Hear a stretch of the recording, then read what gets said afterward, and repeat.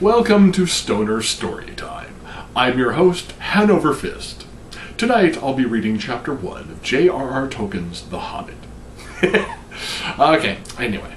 I'll try and post new chapters of this on Wednesday nights, and if you've already seen the teaser, then you can see if I got any better than the last time I read the first 2 pages. But first, we've got to be in the right mood for Stoner Storytime. Join me if you have access. I'm going to start with a hit of Gorilla Glue, because it just makes me words better. And cheers.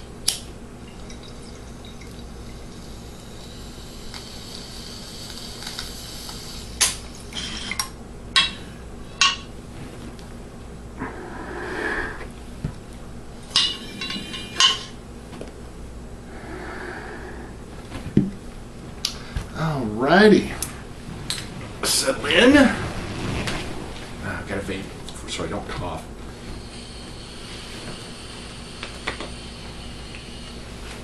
At least not quite so much.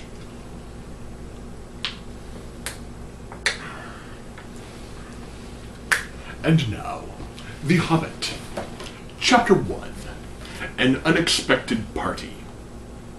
In a hole in the ground, there lived a hobbit. Not a nasty, dirty, wet hole filled with the ends of worms and an oozy smell, nor yet a dry, bare, sandy hole with nothing in it to sit down on or to eat. It was a hobbit hole, and that means comfort. It had a perfectly round door like a porthole, painted green with a shiny yellow brass knob in the exact middle. The door opened onto a tube-shaped hall like a tunnel, a very comfortable tunnel without smoke, with paneled walls and floors tiled and carpeted, provided with polished chairs and lots of pegs for hats and coats. The hobbit was very fond of visitors.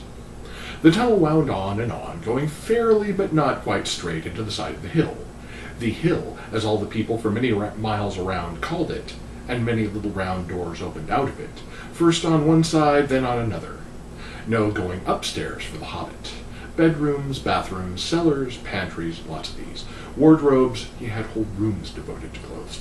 Kitchens, dining rooms, all were on the same floor, and indeed on the same passage. The best rooms were all on the left-hand side going in, for these were the only ones to have windows, deep-set round windows looking over his garden and meadows beyond, sloping down to the river. This hobbit was a very well-to-do hobbit, and his name was Baggins. The Bagginses have lived in the neighborhood of the hill for time out of mind, and people considered them very respectable, not only because most of them were rich, but also because they never had any adventures or did anything unexpected. You could tell what a Baggins would say on any question without the bother of asking him. This is a story of how a Baggins had an adventure, and found himself doing and saying things altogether unexpected. He may have lost the neighbor's respect, but he gained, well, you will see whether he gained anything at the end. The mother of our particular hobbit, well, what is hobbit? I suppose hobbits need some description nowadays, unless you've seen the movie, since they have become rare and shy of the big people, as they call us. They are, or were, a little people about half our height and smaller than the bearded dwarves. Hobbits have no beards. There is little or no magic about them, except the ordinary everyday sort, which helps them to disappear quietly and quickly when large, stupid folk like you and me come blundering along, making noise like elephants which they can hear a mile off. They are inclined to be fat in the stomach.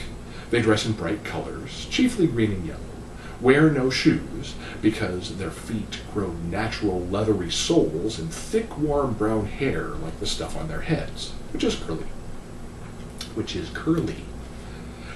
They have long, clever brown fingers, good-natured faces, and laugh deep, fruity laughs, especially after dinner, which they have twice a day when they can get it. Now you know enough to go on with. As I was saying, the mother of this hobbit, Bilbo Baggins, that is, was the famous Belladonna Took, one of the 3 remarkable daughters of the old Took, head of the hobbits who lived across the water, the small river that ran at the foot of the hill. It was often said, in other families, that long ago, one of the Took ancestors must have taken a fairy wife. That was, of course, absurd, but certainly there was still something not entirely hobbit-like about them, and once in a while members of the Took clan would go and have adventures. They discreetly disappeared and the family hushed it up, but the fact remains that the Tooks were not as respectable as the Bagginses, although they were undoubtedly richer. Not that Belladonna Took ever had any adventures after she became Mrs. Bungo Baggins. Bungo, that was Bilbo's father, built the most luxurious hobbit hole for her, and partly with her money, that was to be found either under the hill or over the hill or across the water, and there they remained to the end of their days. Still, it is probable that Bilbo, her only son, although he looked and behaved exactly like a second edition of his solid and comfortable father, got something a bit queer in his makeup from the Took side, something that only waited for a chance to come out. The chance never arrived until Bilbo Baggins was grown up, being about 50 years old or so, and living in the beautiful hobbit hole built by his father, which I have just described for you, until he had, in fact, apparently settled down immovably. By some curious chance, one morning long ago in the quiet of the world, when there was less noise and more green, and the hobbits were still numerous and prosperous, and Bilbo Baggins was standing at his door after breakfast, smoking an enormous long wooden pipe that reached nearly down to his woolly toes, neatly brushed.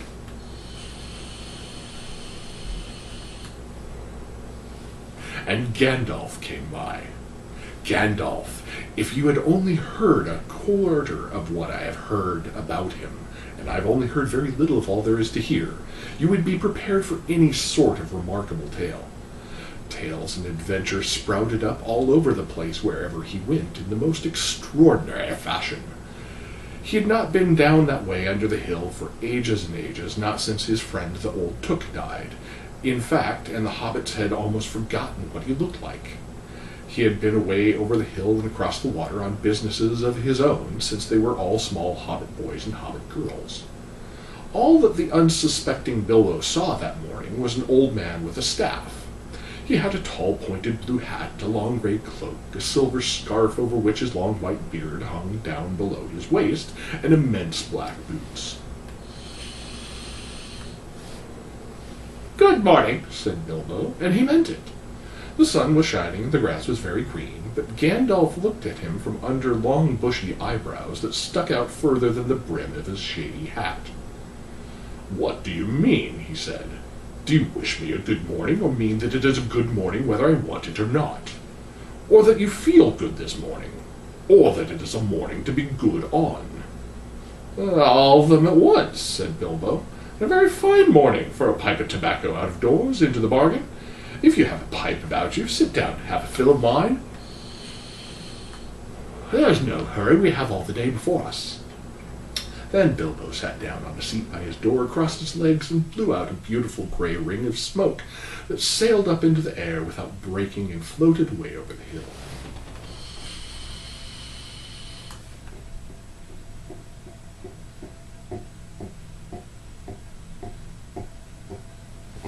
Sorry, not the best I can do. "Very pretty," said Gandalf, "but I have no time to blow smoke rings this morning. I'm looking for someone to share in an adventure that I am arranging, and it's very difficult to find anyone."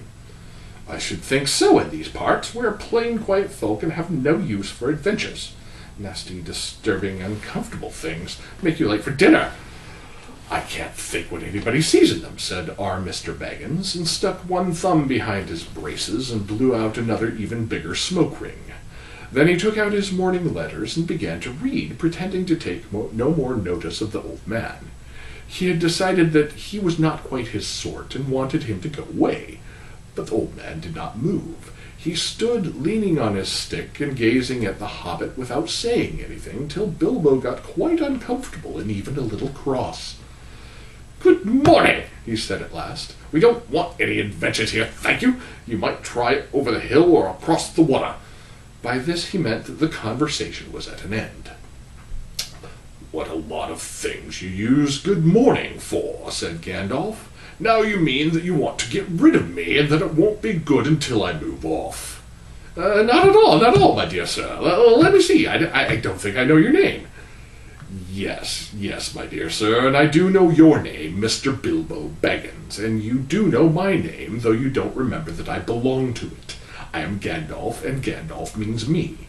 To think that I should have lived to be good-morninged by Belladonna Took's son, as if I was selling buttons at the door. Gandalf! Good gracious me! Not the wandering wizard that gave the old Took a pair of magic diamond studs that fastened themselves and never came undone until ordered.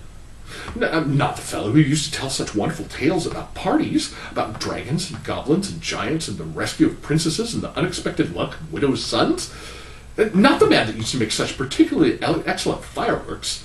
I remember those. Old Took used to have them on Midsummer's Eve. Splendid. They used to go up like great lilies and snapdragons and laburnums of fire and hang in the twilight all evening.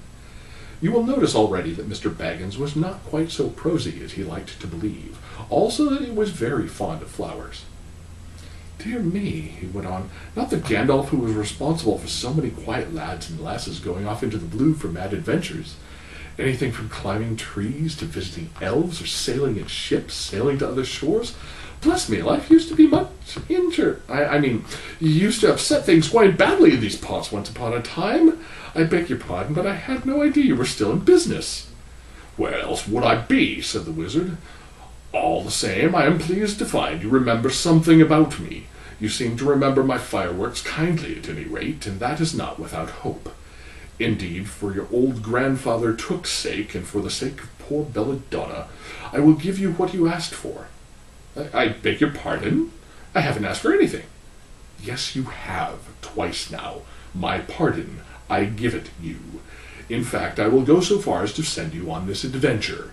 Very amusing for me, very good for you, and profitable too, very likely if you don't ever get over it. Very likely if you ever get over it.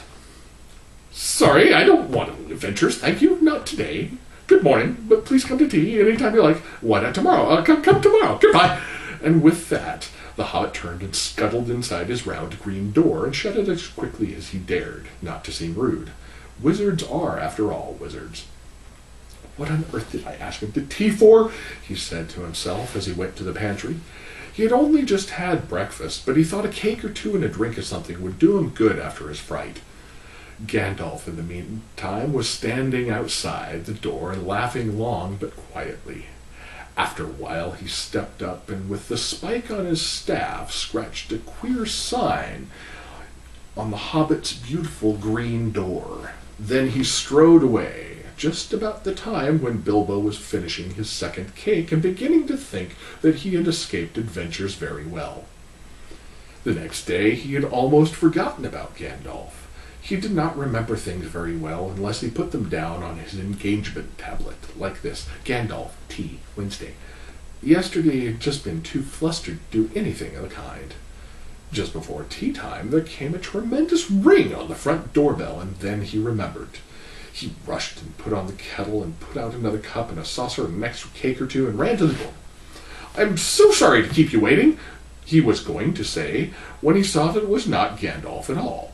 It was a dwarf with a blue beard tucked into a golden belt and very bright eyes under his dark green hood.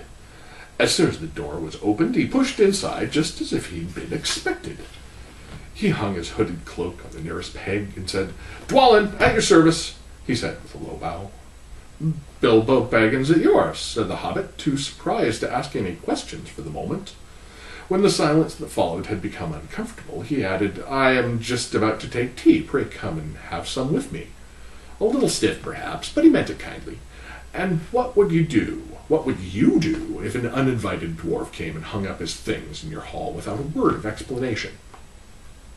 They had not been at table long. In fact, they had hardly reached the third cake, when there came another, even louder ring at the bell. "Excuse me," said the Hobbit, as he went off to the door.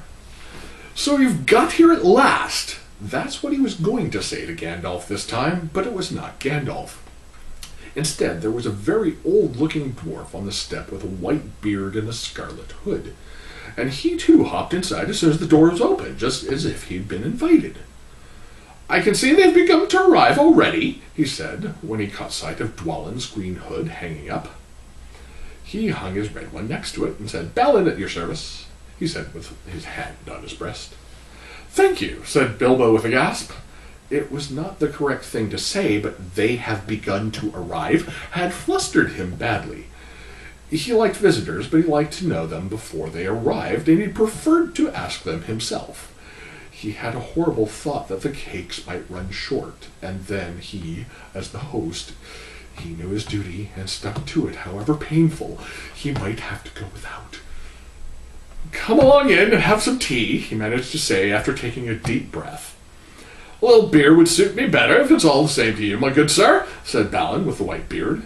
"But I don't mind some cake, seed cake if you have any." "Lots!" Bilbo found himself answering to his surprise, and he found himself scuttling off too, to the cellar to fill a pint beer mug, and then to the pantry to fetch 2 beautiful round seed cakes which he had baked that afternoon for his after-supper morsel. When he got back, Balin and Dwalin were talking at the table like old friends. As a matter of fact, they were brothers.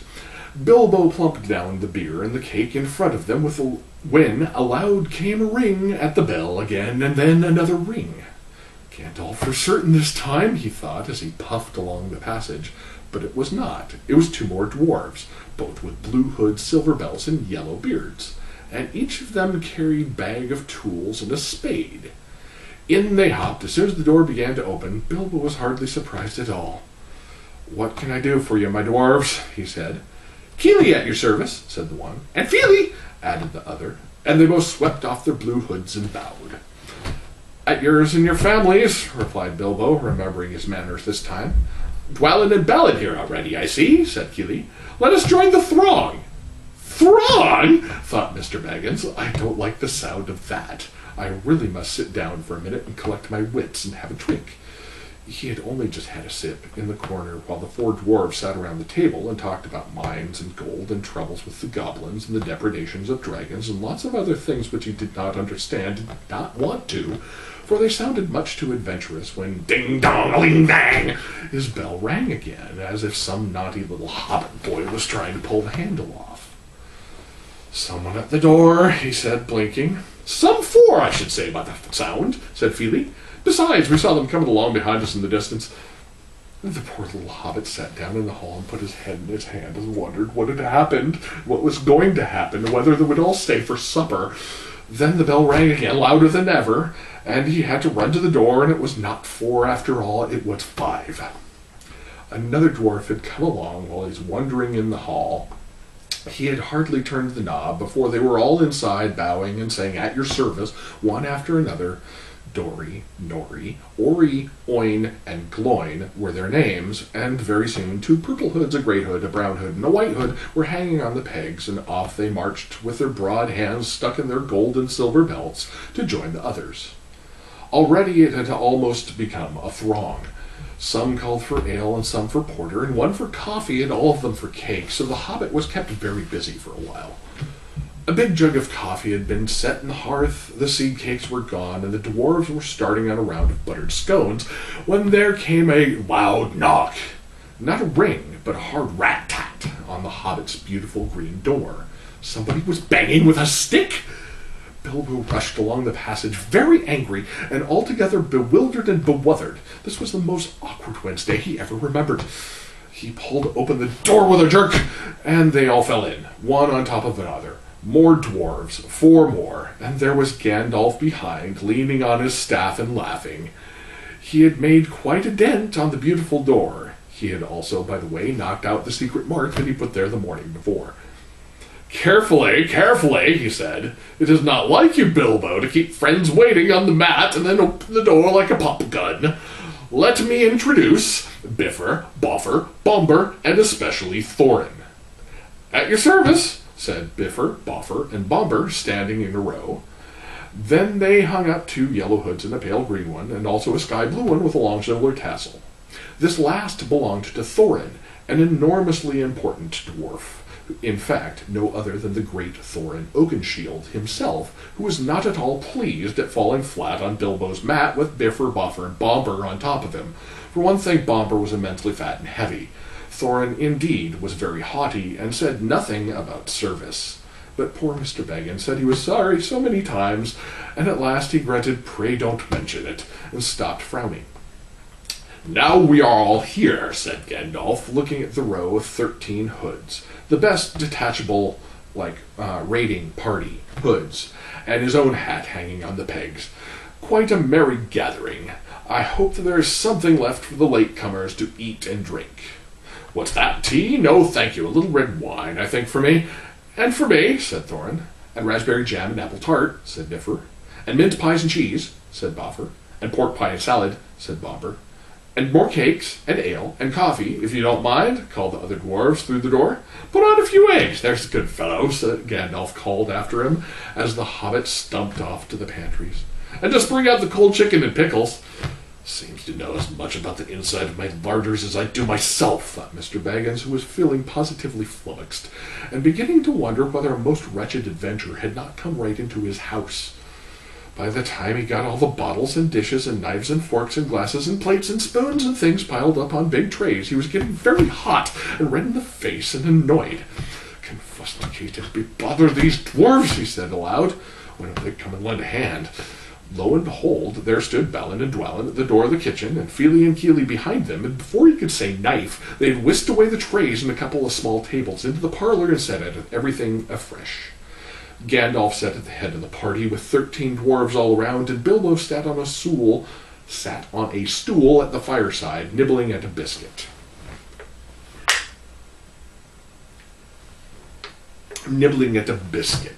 His appetite was quite taken away, and trying to look as if this was all perfectly ordinary and not in the least an adventure.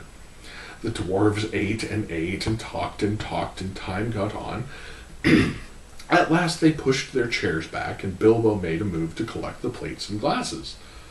I suppose you will all stay to supper, he said in his politest, unpressing tones. Of course, said Thorin. And after. We shan't get through the business till late, and we must have some music first. Now to clear up. Thereupon the 12 dwarves, not Thorin, he was too important, and stayed talking to Gandalf, jumped to their feet and made tall piles of all the things. Off they went, not waiting for trays, balancing columns of plates, each with a bottle on top with one hand, while the hobbit ran after them, almost squeaking with fright, Please be careful, and please don't trouble, I can manage. But the dwarves only started to sing. Chip the glasses and crack the plates, split the knives and bend the forks. That's what Bilbo Baggins hates. Smash the bottles and burn the corks. Cut the cloth and tread on the fat. Pour the milk on the pantry floor. Leave the bones on the bedroom mat and splash the wine on every door. Dump the crocks in a boiling bowl. Pound them up with a thumping pole. And when you're finished, if any are whole, send them down the hall to roll. That's what Bilbo Baggins hates. So carefully with the plates. And of course they did none of these dreadful things, and as everything was cleaned and put away safe as quick as lightning, while the hobbit was turning round and round in the middle of the kitchen trying to see what they were doing. And then they went back and found Thorin with his feet on the fender smoking a pipe. He was blowing the most enormous smoke rings, and wherever he told one to go, it went, up the chimney or behind the clock on the mantelpiece or under the table or round and round the ceiling. But wherever it went, it was not quick enough to escape Gandalf.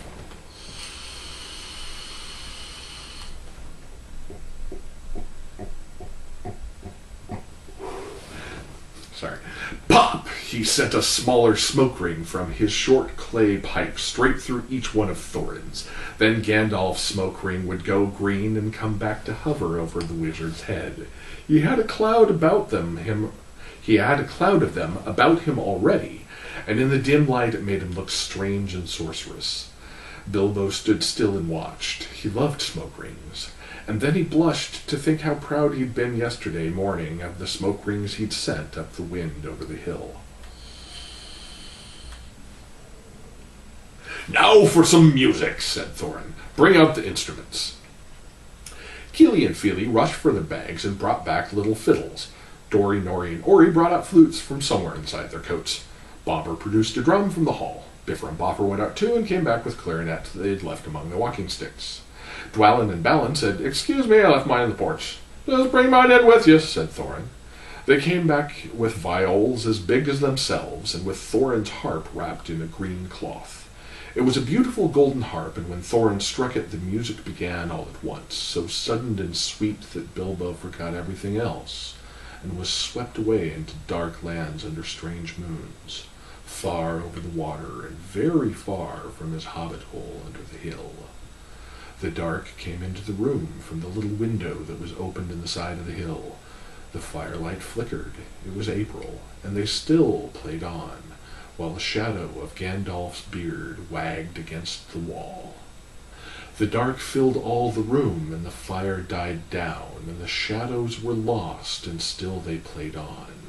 And suddenly first one then another began to sing as they played, deep-throated singing of the dwarves in the deep places of their ancient homes. And this is like a fragment of their song. It can be like their song without their music.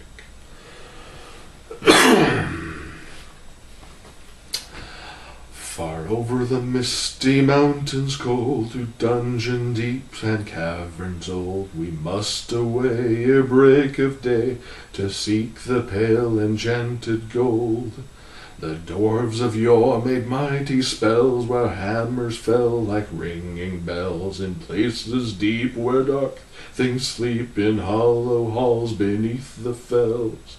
For ancient king and elvish lord, their many a gleaming golden hoard they shaped and wrought, and light they caught, to hide in gems on hilt of sword.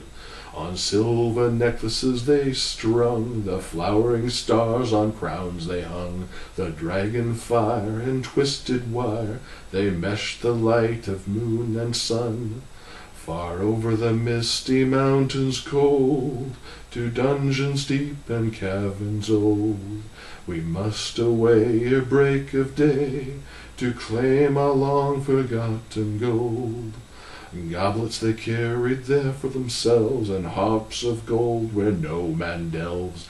There lay they long, and many a song was sung unheard by men or elves. The pines were roaring in the height, on the height, the winds were moaning in the night. The fire was red, its flaming spread, the trees like torches blazed with light.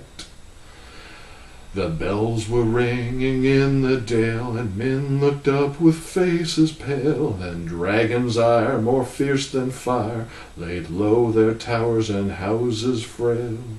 The mountains smoked beneath the moon, the dwarves they heard the tramp of doom. They fled their hall to dying fall, beneath his feet, beneath the moon. Far over the misty mountains grim, to dungeons deep and caverns dim, we must away at break of day, to win our harps and gold from him. As they sang, the hobbit felt the love of beautiful things made by hand and by cunning and by magic moving through him, a fierce and jealous love, the desire of the hearts of dwarves. Then something tookish woke up inside of him, and he wished to go and see the great mountains, and hear the pine trees and the waterfalls, and explore the caves, and wear a sword instead of a walking stick. He looked out of the window. The stars were out in a dark sky above the trees. He thought of the jewels of the dwarves shining in dark caverns. Suddenly, in the wood beyond the water, a flame leapt up, probably somebody lighting a wood fire, and he thought of plundering dragons settling on his quiet hill and kindling it all to flames. He shuddered, and very quickly he was plain Mr. Baggins of Bag End Underhill again. He got up trembling. He had less than half a mind to fetch the lamp, and more than half a mind to pretend to and go and hide behind the beer barrels in the cellar and not come out again until all the dwarves had gone away. Suddenly he found that the music and the singing had stopped, and they were all looking at him with eyes shining in the dark.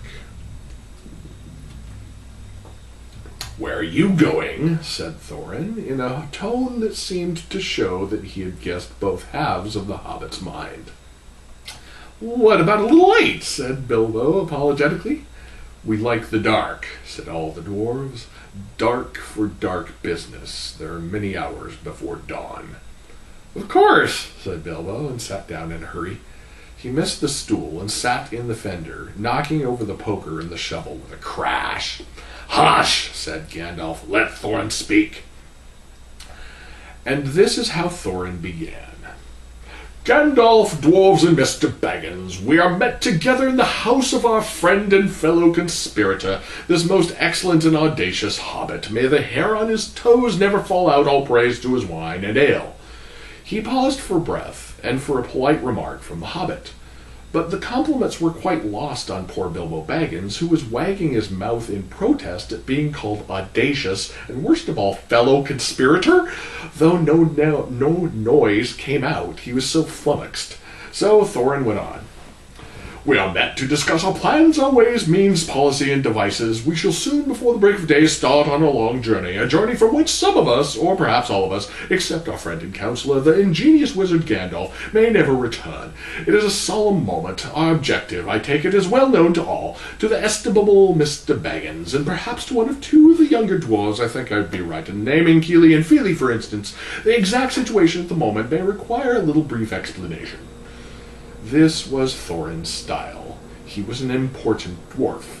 If he had been allowed, he probably would have gone on like this until he was out of breath without telling anyone there anything that was not known already. But he was rudely interrupted. Poor Bilbo couldn't bear it any longer. At may never return, he began to feel a shriek coming up inside, and very soon it burst out like the whistle of an engine coming out of a tunnel. All the dwarves sprang up, knocking over the table. Gandalf struck a blue light on the end of his magic staff, and in its firework glare, the poor hobbit could be seen kneeling on the hearthrug, shaking like a jelly that was melting. Then he fell flat on the floor and kept calling out, "Struck by lightning! Struck by lightning!" over and over again, and that was all they could get out of him for a long time. So they took him and laid him out of the way on a drawing-room sofa with a drink at his elbow, and they went back to their dark business. "Excitable little fellow," said Gandalf, as they sat down again. "Gets funny, queer fits, but he is one of the best, as fierce as a dragon in a pinch." If you have ever seen a dragon in a pinch, you will realize that this was only poetical exaggeration applied to any hobbit. Even to Old Took's great-granduncle Bullroarer, who was so huge, for a hobbit, that he could ride a horse. He charged the ranks of the goblins of Mount Graham in the Battle of the Green Fields, and knocked their king Golfimble's head clean off with a wooden club. It sailed 100 yards through the air and went down a rabbit hole, and in this way the battle was won and the game of golf invented at the same moment. In the meanwhile, however, Bullroarer's gentler descendant was reviving in the drawing room. After a while and a drink, he crept nervously to the door of the parlor. This is what he heard, Gloin speaking. "Humph!" or some snort more or less like that. "Will he do you think? It is all very well for Gandalf to talk about this hobbit being fierce, but one shriek like that in a moment of excitement would be enough to wake the dragon and all of his relatives and kill the lot of us. I think it sounded more like fright than excitement. In fact, if it had not been for the sign on the door, I would have been sure that we came to the wrong house. As soon as I clapped eyes on that little fellow bobbing and puffing on the mat, I had my doubts. He looks more like a grocer than a burglar." Then Mr. Baggins turned the handle and went in. The Took side had won. He suddenly felt he could go without bed and breakfast to be thought fierce. As for little fellow bobbing on the mat, it almost made him really fierce. Many a time afterwards, the Baggins part regretted what he did now, and said to himself, "Bilbo, you were a fool. You walked right in and put your foot in it." "Pardon me," he said, "if I have overheard words that you were saying. I don't pretend to understand what you're talking about or your reference to burglars, but I think I am right in believing," this is what he called being on his dignity, "that you think I am no good. I will show you. I have no signs on my door. It was painted a week ago.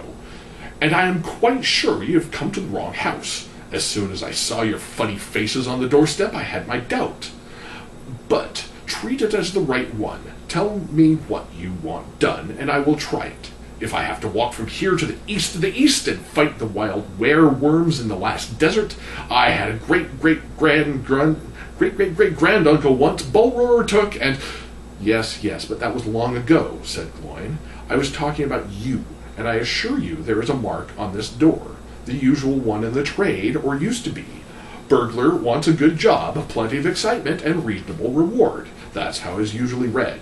Sure, you can say expert treasure hunter instead of burglar if you'd like. Some of them do. It's all the same to us. Gandalf told us that there was a man of this sort in these parts looking for a job at once, and that he had arranged for a meeting here this Wednesday, tea time. Of course there's a mark, said Gandalf. I put it there myself, for very good reasons. You asked me to find the 14th man for your expedition, and I chose Mr. Baggins. Just let anyone say I chose the wrong man or the wrong house, and you can stop at 13 and have all the bad luck you like, or go back to digging coal. He scowled so angrily at Gloin that the dwarf huddled back in his chair, and when Bilbo tried to open his mouth to ask a question, he turned and frowned at him and stuck out his bushy eyebrows, till Bilbo shut his mouth tight with a snap. That's right, said Gandalf. Let's have no more argument. I have chosen Mr. Baggins, and that ought to be enough for all of you. If I say he is a burglar, then a burglar he is, or will be when the time comes. There's a lot more in him than you guess, and a deal more than he has any idea of himself. You may, possibly, all live to thank me yet. Now, Bilbo, my boy, fetch the lamp, and let's have a little light on this. On the table, in the light of a big lamp with red shade, he spread a piece of parchment rather like a map. This was made by Thror, your grandfather, Thorin, he said in answer to the dwarf's excited question. It is a plan of the mountain. I don't see how that will help us much, said Thorin, disappointedly after a glance. I remember the mountain well enough, and the lands about it, and I know where Mirkwood is and the withered heath where the great dragons bred. There is a dragon marked in red on the mountain, said Balin, but it will be easy enough to find him without that if ever we arrive there. There is one point you've not noticed, said the wizard, and that is the secret entrance. You see that rune on the west side and the hand pointing to it from the other runes? That marks a hidden passage to the lower hills. And it says, look at the map at the beginning of the book, and you will see there the runes.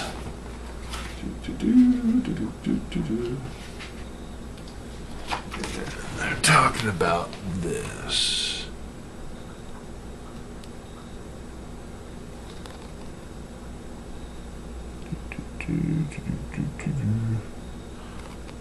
There's the hand. I was looking for it, got lost. There's the hand pointing towards the secret door.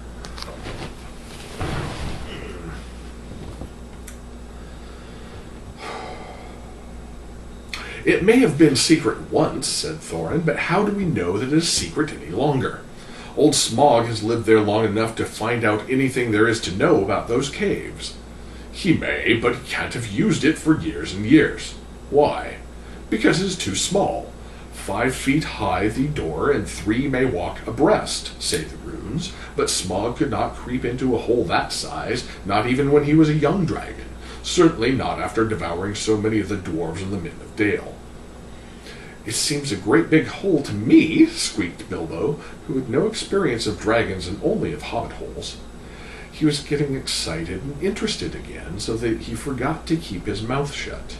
He loved maps, and in his hall there hung a large one of the county round with all of his favorite walks marked on it in red ink.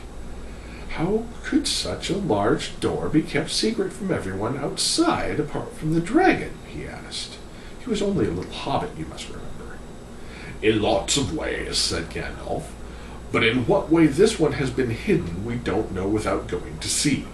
From what it says on the map, I would guess there is a closed door which has been made to look exactly like the side of the mountain. That is the usual dwarf's method. I think that is right, isn't it? Quite right, said Thorin. Also, went on Gandalf, I forgot to mention that with the map went a key, a small and curious key. Oh, here it is, he said, and handed Thorin a key with a long barrel and intricate wards made of silver. Keep it safe. Indeed I will, said Thorin, and he fastened it upon a fine chain that hung about his neck and under his jacket. Now things begin to look more hopeful. This news alters them much for the better. So far we have had no clear idea what to do. We Thought of going east, as quiet and careful as we could, as far as the Long Lake. After that, the trouble would begin. Long time before that, if I know anything about the roads east, interrupted Gandalf. We might go up there, went on Thorin, taking no notice, and so to the ruins of Dale, the old town in the valley there, under the shadow of the mountain. But we none of us liked the idea of the front gate. The river runs right out of it through the great cliff at the south of the mountain, and out of it comes the dragon too, far too often, unless he's changed his habits. That would be no good, said the wizard, not without a mighty warrior, even a hero. I tried to find one, but warriors are busy fighting one another in distant lands, and in this neighborhood heroes are scarce or simply not to be found. Swords in these parts are mostly blunt, and axes are used for trees, and shields as cradles or dish covers, and dragons are comfortably far off and therefore legendary. That is why I settled on burglary, especially when I remembered the existence of a side door. And here is our little Bilbo Baggins, the burglar, chosen and selected burglar. So now let's get on and make some plans. Very well, then, said Thorin. Supposing the burglar expert gives us some ideas or suggestions. He turned with mock politeness to Bilbo. First, I should like to know a bit more about things, said he, feeling all confused and a bit shaky inside, but so far still tookishly determined to go on with things. I mean about the gold and the dragon and all that, and how it got there, and who it belongs to, and so on, and further. Bless me, said Thorin, haven't you got a map? And didn't you hear our song? And haven't we been talking about all this for hours? All the same, I should like it plain and clear, said he, obstinately, putting on his business manner, usually reserved for people who tried to borrow money off of him, and doing his best to appear wise and prudent and professional and live up to Gandalf's recommendation. Also, I should like to know about risks, out-of-pocket expenses, time required, remuneration, and so forth, by which he meant, what am I going to get out of it, and am I going to come back alive? Oh, very well, said Thorin. Long ago, in my grandfather Thror's time, our family was driven out of the far north and came back with all of their wealth and their tools to this mountain on the map. It had been discovered by my far ancestor, Thrain the Old, but now they mined and they tunneled and they made huger halls and greater workshops. And in addition, I believe they found a good deal of gold and a great many jewels, too. Anyway, they grew immensely rich and famous, and my grandfather was king under the mountain again, and treated with great reverence by the mortal men who lived to the south, and were gradually spreading up the running river as far as the valley overshadowed by the mountain. They built the merry town of Dale there in those days. Kings used to send for our smiths and reward us, even the least skillful, most richly. Fathers would beg us to take their sons as apprentices and pay us handsomely, especially in food supplies, which we never bothered to grow or find for ourselves. Altogether, those were good days for us, and the poorest of us had money to spend and to lend, and leisure to make beautiful things just for the fun of it, not to speak of the most marvelous and magical toys, the like of which is not to be found in the world nowadays. So my grandfather's halls became full of armor and jewels and carvings and cups, and the toy market of Dale was the wonder of the north. Undoubtedly, that was what brought the dragon. Dragons steal gold and jewels, you know, from men and elves and dwarves wherever they can find them, and they guard their plunder as long as they live, which is practically forever unless they are killed, and never enjoy a brass ring of it. Indeed, they hardly know a good bit of work from a bad, though they usually have a good notion of the current market value, and they can't make a thing for themselves, not even mend a little loose scale of their armor. There were lots of dragons in the north those days, and gold was probably getting scarce up there with the dwarves flying south or getting killed and all the general waste and destruction that dragons make, going from bad to worse. There was a most specially greedy, strong, and wicked worm called Smog. One day he flew up into the air and came south. The first we heard of it was a noise like a hurricane coming from the north, and the pine trees on the mountain creaking and cracking in the wind. Some of the dwarves who happened to be outside, I was one luckily, a fine adventurous lad in those days, always wandering about, and it saved my life on that day. Well, from a good way off, we saw the dragon settle on our mountain in a spout of flame. Then he came down the slopes, and when he reached the woods, they all went up in fire. By that time, all the bells were ringing in Dale, and the warriors were arming. The dwarves rushed out of their great gate, but there was the dragon waiting for them. None escaped that way. The river rushed up in steam, and a fog fell on Dale, and in the fog the dragon came on them and destroyed most of the warriors. The usual unhappy story was only too common in those days. Then he went back and crept in through the front gate and routed out all the halls, and lanes, and tunnels, alleys, cellars, mansions, and passages. After that there were no dwarves left alive inside, and he took all their wealth for himself. Probably, for that is what the dragon's way. He has it piled all up in a great heap far inside, and sleeps on it for a bed. Later, he used to crawl out of the great gate and come by night to Dale and carry away people, especially maidens, to eat until Dale was ruined and all the people dead or gone. What goes on there now I don't know for certain, but I don't suppose anyone lives nearer to the mountain than the far edge of the long lake nowadays. The few of us that were well outside sat and wept in hiding and cursed smog, and there we were unexpectedly joined by my father and my grandfather with singed beards. They looked very grim, but they said very little. When I asked how they had got away, they told me to hold my tongue and said that one day in the proper time I should know. After that we went away, and we have had to earn our livings as best we could up and down the lands, often enough sinking as low as blacksmith work or even coal mining. But we have never forgotten our stolen treasure. And even now, when I will allow we have had a good bit laid by and not so badly off, here Thorin stroked the gold chain round his neck. Can you say bling? We still mean to get it back and bring our curses home to Smog if we can. I have often wondered about my father's and my grandfather's escape. I see now they must have had a private side door which only they knew about. But apparently they made a map, and I should like to know how Gandalf got a hold of it, and why it did not come down to me as the rightful heir. I did not get a hold of it, I was given it, said the wizard.